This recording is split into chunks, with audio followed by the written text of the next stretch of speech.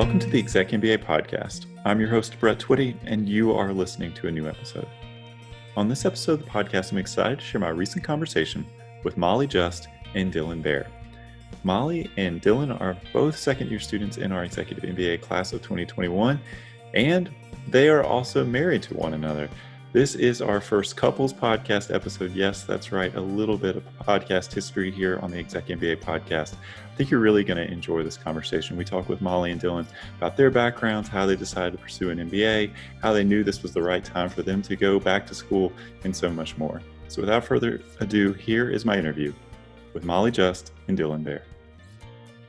Molly, Dillon, welcome to the podcast. Thanks for having us, Brett. Hey, Brett. Good to be here. I'm having flashbacks to your prospective student conversation. I think you were both on that call when you were learning more about Darden. You scheduled some time. I think I remember this is Molly and also Dillon on that call. So this feels like it's all come full circle. All old friends now. Exactly. Y'all are, except in quarter 8 of the program, which is very, very close to the end. How does that feel? It's flown by, so I can't imagine. I'm shocked that we're in quarter 8 already. It's been going really fast.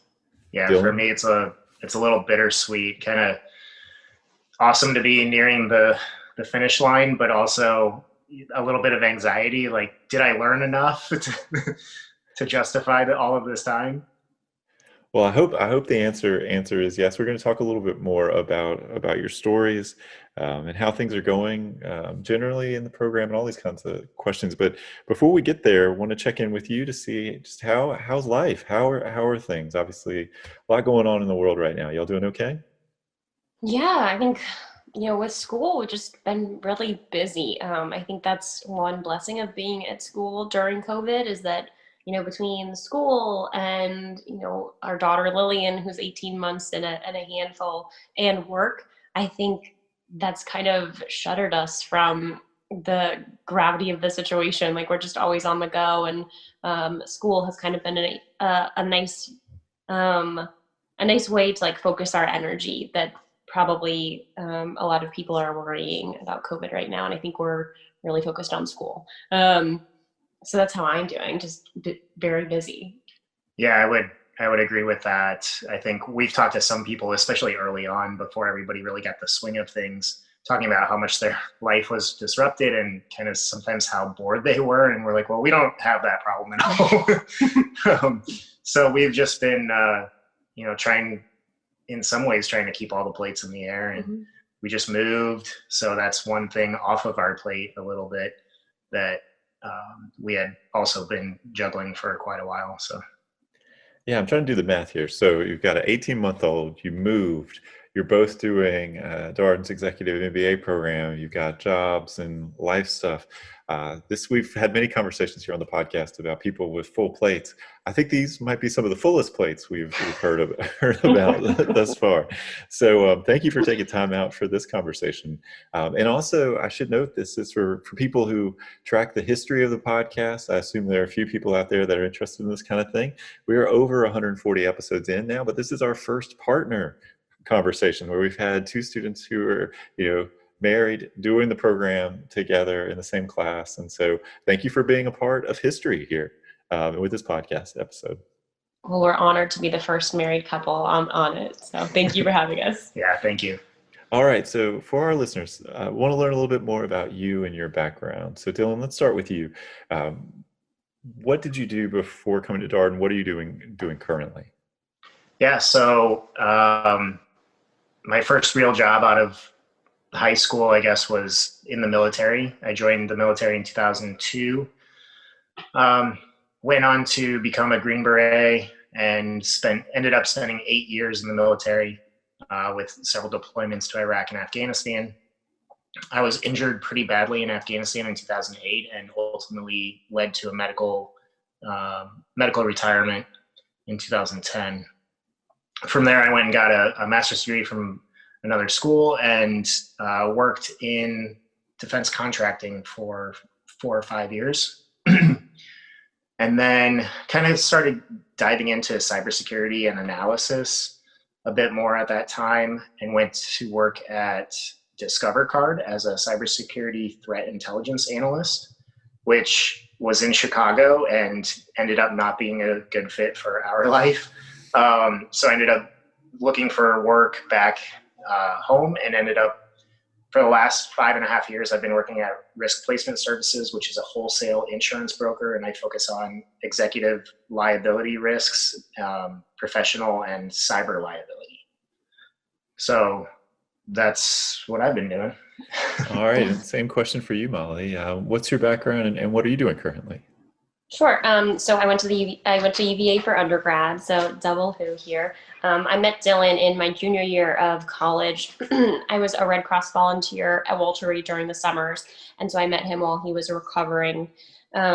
Through some connections we made at the Pentagon, at Walter Reed, I was able to get a job at the Pentagon after I graduated. So I spent 3 or 4 years there working as a special assistant for the Undersecretary of Defense for Acquisition Technology and Logistics. So he basically controls the $250 billion the DoD spends on weapon systems and R&D.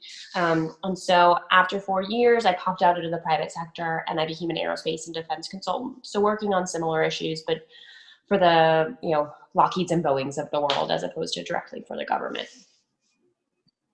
And so I wonder how long you thought about an MBA before taking this step, Molly. Is it something that you thought about for a long time or a relatively new idea? No, absolutely. I've been thinking about it for a really long time. I've always kind of had an interest in starting my own firm. And so it was something that I was really interested in. And I know Dillon has always had an entrepreneurial bent. So it was something that we've both been interested in. And once we had our daughter, I could tell that life speeds up really quickly. And I thought if we didn't get this out of the way, we were just going to put it off forever. And so when I saw that UVA had an Arlington campus 5 minutes from our home, I was like, this is it. We need to apply and we need to go now.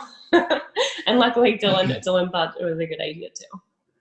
Yeah, there's a certain saying where there's no perfect time to do this, but there's certainly better times. There are maybe windows of opportunity, and so trying to make it all work. And we've had couples come through the program who said, if we were to do this separately, it might even be more disruptive than just both of us doing it at the same time. Dillon, you had mentioned that you already had done a master's degree, and roughly a third of our matriculated students, for our listeners who are interested in learning a bit more about this, roughly a third of our matriculated students will already have completed one graduate level degree before coming back to school.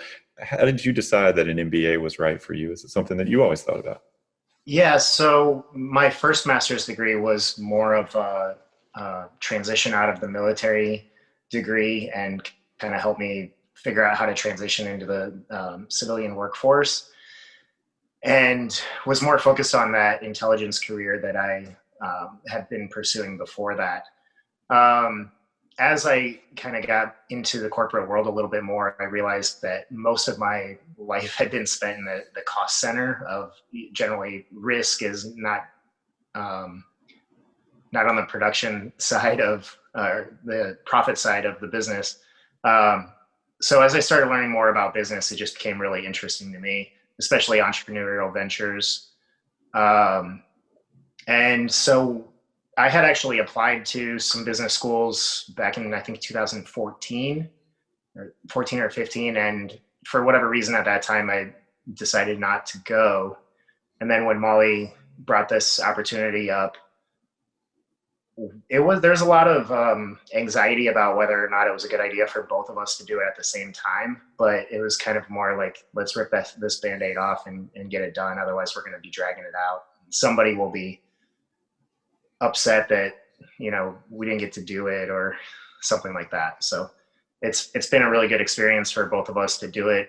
It's got its challenges, us all doing it at the same time, but it'll also all be done at the same time. So that's right, and there's a natural disruption that happens when you add something like school to your life, and I wonder how y'all have kind of gotten to a place where you've figured out a schedule that works, a rhythm that works. Where did you start on that journey? How long did it take for you to kind of say, all right, we've figured this out? Dillon, I want to stick with you and also get Molly's perspective on this question. Is where you started where you ended up on this, or what did you learn along the way? Yeah, so we're very fortunate that our daughter goes to sleep at 7:00 on the dot pretty much every night. And so she was about 6 months old when we started the program. and she still continues to go to bed at 7 o'clock. So that's kind of been our schedule. 5 o'clock, we pick her up from daycare around 4 o'clock. We kind of wrap up our work and do dinner, bath, and put her down at 7, and then it's time for class. So that's actually worked out quite well for us. I think the hardest part is when we get close to OGRs and you've got a backload of homework that you've got to catch up on and cases to read. It gets really tough to kind of cram all of that in the last, if you're not planning ahead. So I think we've also tried to be very diligent with the free time that we do have and try to, get a case in early. So Yeah. That's certainly a strategy that we hear a lot from students is do a little bit every day rather than letting it back up. Molly, I wonder if you have any thoughts on how you've managed the time component of this and the commitment of school with everything else going on. Sure, absolutely. So I think the baby going to bed at 7 is like the critical thing for us, because working from 7 to 9 was kind of just our routine. And, sometimes doing an hour during our lunch break at work. COVID has cut down on my commute, obviously. So I found myself with a little bit more time. So that's been helpful too, knocking out some work in the morning and the afternoon. And that's right. Everybody finds the schedule that works for them. For everybody who's listening to this and you're wondering, what's so magical about 7 o'clock? As Dillon noted, typically on most Tuesday and Thursday evenings, there will be distance class from 7 to 8:30 p.m. Eastern time. So it is convenient that your daughter has a 7 p.m. bedtime to try to fit all this in. It's funny. He says convenient, but that was something very well planned. that was all Molly, but it is it's become very convenient after she planned it. Well, I'm curious about your backgrounds and, coming to Darden, because I think we also have this sort of idea that sometimes we hear from prospective students that people worry that they don't have the right background or they didn't take X classes or from a career standpoint haven't done the quote unquote right things and to be a contributor in a business school classroom. And Molly, I'm curious, how did you kind of feel about the academic transition? Were there things that you did sort of to brush up, to get ready for it? How did you think about contributing to those conversations in class? Sure. So I think business fundamentals, which happens at LR1, as well as the MBA math prep that Darden sends out, was a really good way for me to kind of get back in the academic mindset. I took a lot of math classes in college, and so it all came back pretty quickly to me. I felt pretty well prepared going in, and I didn't find it too difficult to ramp back into that, school mindset. Yeah, it's interesting to sort of, we do make resources available, but it's interesting to think about maybe one of the challenges for folks is just having to study again and get that discipline, because you have very full days, right? You work and then all of a sudden, you come home and you've got maybe dinner time and bath and all these kinds of things. And then, as you noted, a couple hours for studying, just that energy management. How do you sort of use some of those muscles again? Dillon, was that something that you focused on, or the academic piece? Were there things that you found helpful as you approached the challenge? The business fundamentals were crucial for me. I lacked a lot of the more quantitative skills that were necessary. In the early days, I really had to rely on Molly to help me with some of it, as well as my learning team and other people in the class. And, I've been able to rely on some of Molly's learning team as well. So that's all been really good. It took me a while to kind of get back into the swing of things, just because it had been so long since I had been in school, and I'm not naturally the best student in the world either. So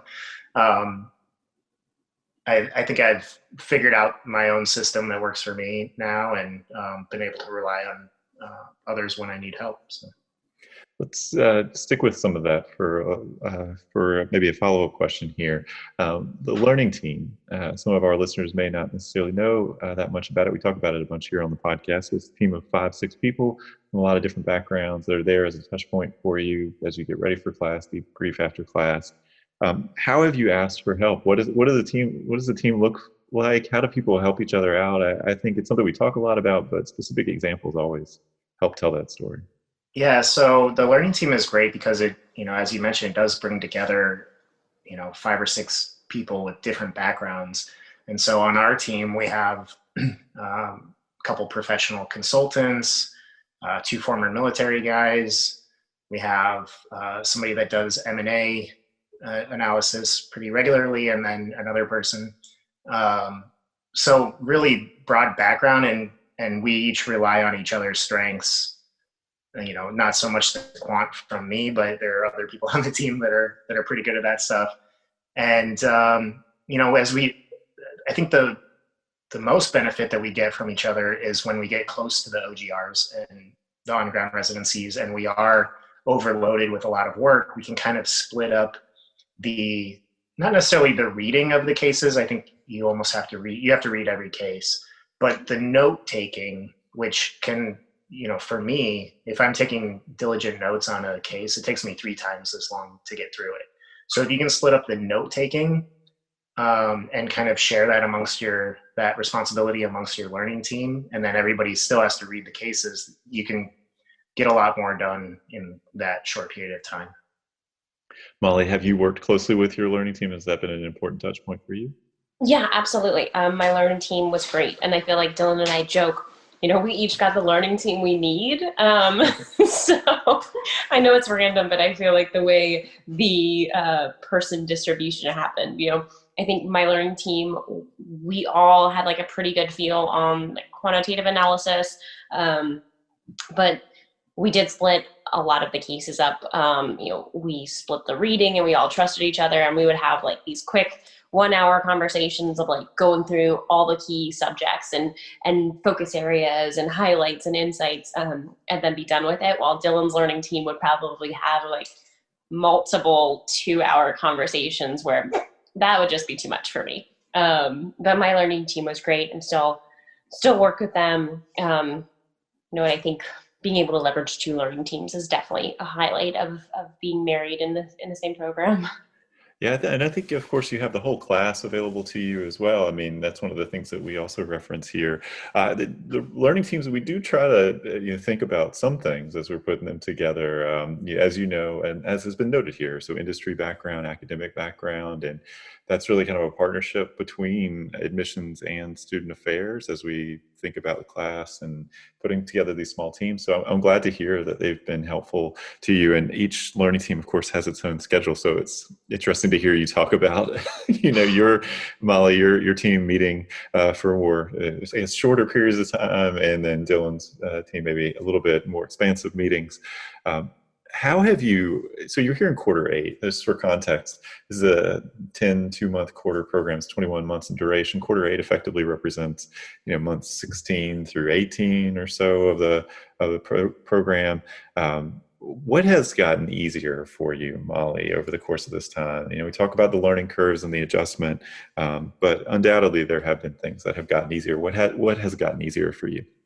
I think class participation for me has gotten easier. I think as I read through a case now, like I can easily pull out 3 to 4 insights that I want to bring up, or, anecdotes from my own personal experience that I think relate to the topics that we're going to discuss.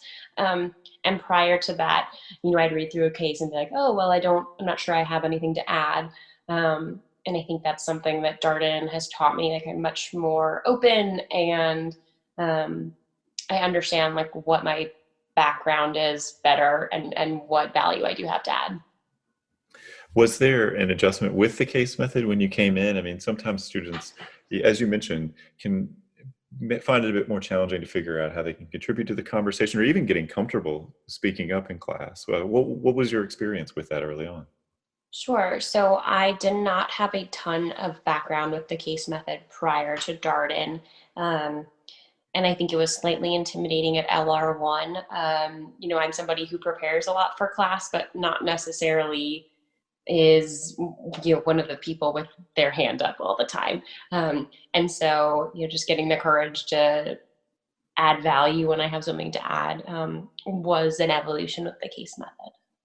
No, that's a great point, and I think people kind of are fascinated about like what is contribution. It's not always just having the right answer. It's providing something that's insightful or helpful to the conversation. I've also been struck by the fact that talking with members of the network of executive women, it sounds like they're also sort of they've created this feedback loop for women in the class around class participation, um, sharing feedback with each other about contributions and things like that.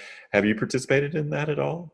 Yep, I have. Yeah. So I received feedback for the last few OGRs and found it helpful. I think it's always helpful to get feedback based on participation and your executive presence. So yeah, that's been great. So Dylan, how about for you? I mean, many of our students don't come with a background in the case method. So this type of learning, this flipped classroom model and this participatory approach is a change. What was it like for you getting up to speed? Yeah, for me, learning how to kind of deal with the case, to read it and kind of break it down into the important pieces, it took a little bit of adjustment. I think I struggled also with kind of being able to take my real life experiences and feel like they were actually relevant or valuable in the class when there's a lot of really high performers and experienced people in the class, to feel like my experiences were actually on par or at least worth sharing with others. But once you get comfortable with your classmates and you have some of those conversations, you get more comfortable with that, I believe. Yeah, I was going to ask what changed. Was it just time? Was there a conversation you had with a classmate who said? Sometimes we hear from people. They say like somebody comes up to them after class and says, "You should speak more. I really appreciated what you shared." Was it just time for you?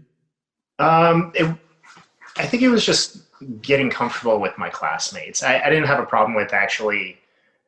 I do think maybe in the beginning I got a few more like participation points than, and I'm air quotes, which you won't see on the podcast, but I got participation points, and I really have tried to turn those into contribution points, right? And I think there's a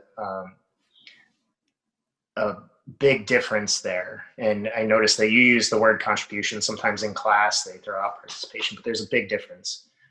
So making sure that my comments are not just checking the box, but they are actually providing relevant insight and contribution to the class. Well, as a decent podcast host, I have to ask to you, what's the difference between participation and contribution? I mean, I think anybody can participate. You just raise your hand and you say something on Zoom or in class. But if it doesn't actually add value to at least somebody in the class, then that's just participation, and it's not contribution.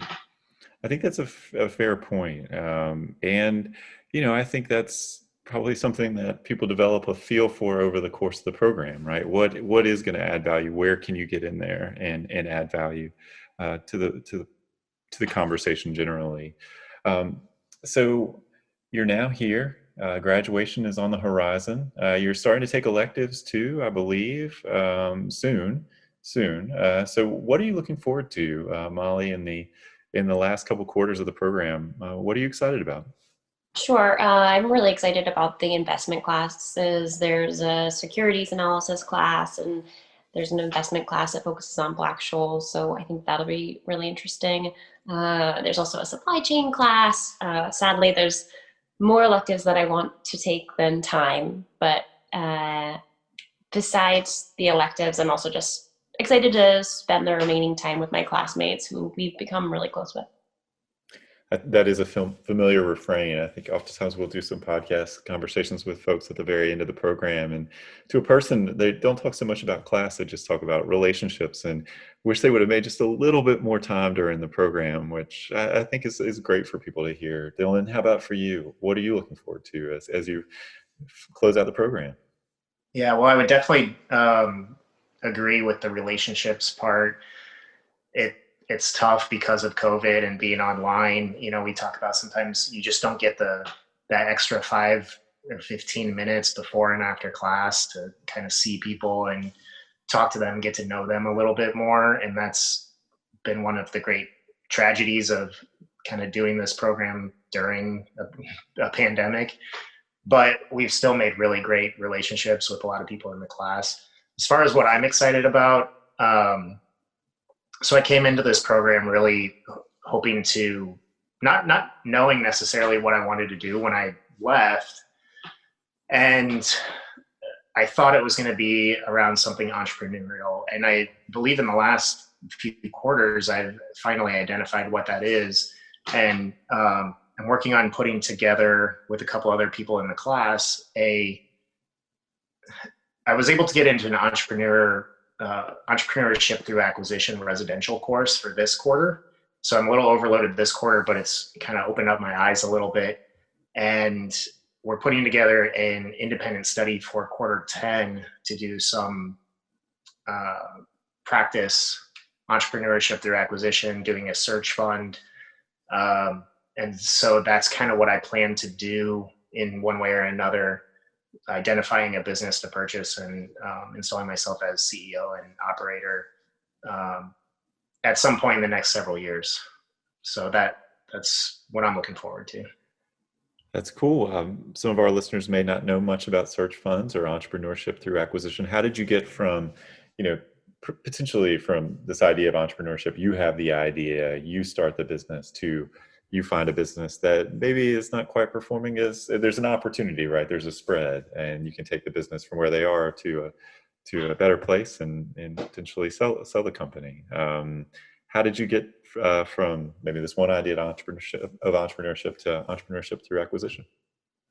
Well, I think so. I was aware of ETA, entrepreneurship through acquisition, before I joined the program, although I didn't know a ton about it. I knew one person that went down that route. And so as I started learning more about it, started realizing that the opportunity there was in, a very high percentage of startup businesses fail. And if you can get in and purchase a business that has already gotten through that stage, your long-term chances of success are a lot higher. And the path to like leading a large organization is truncated significantly. On top of that, this, right now, there's a huge, massive transfer of wealth and business from older generations that are retiring and moving out of the workforce. And so there are a lot of opportunities in that space to take over an existing, long-lasting business and make it your own. That's very interesting. I hadn't thought about it. How did you find the classmates to work on this with?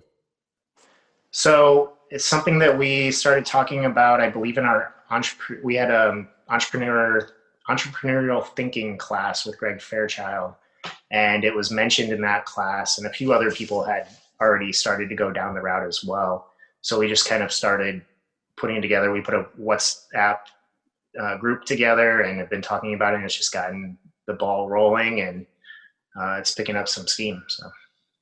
Well, that's great to hear. And how do any of these conversations happen these days? On either WhatsApp or Slack channels somewhere. So that's great.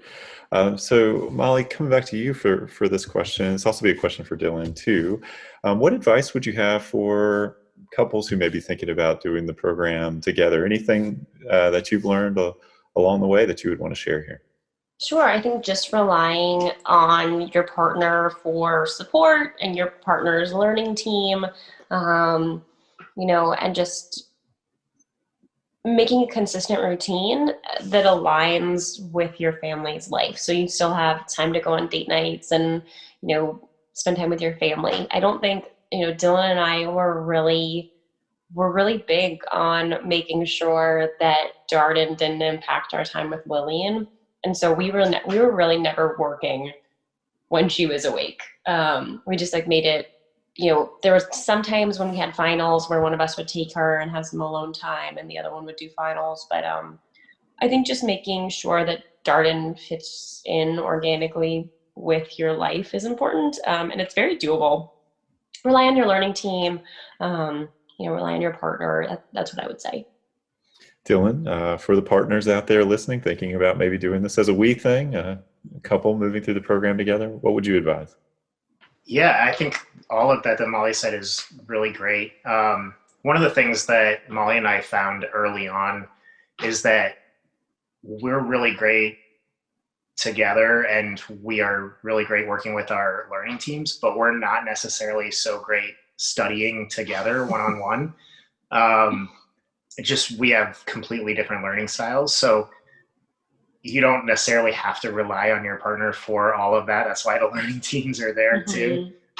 So we've been able to kind of leverage each other's experiences and stuff like that without necessarily having to study together all the time. And that's been great to kind of, realize that about ourselves, but then also be able to rely on others in the program to do that. Is that something you knew before the program, or I guess you probably hadn't done school together? Maybe you had a hunch, Dillon? Was that a surprise? I think we we could have definitely guessed.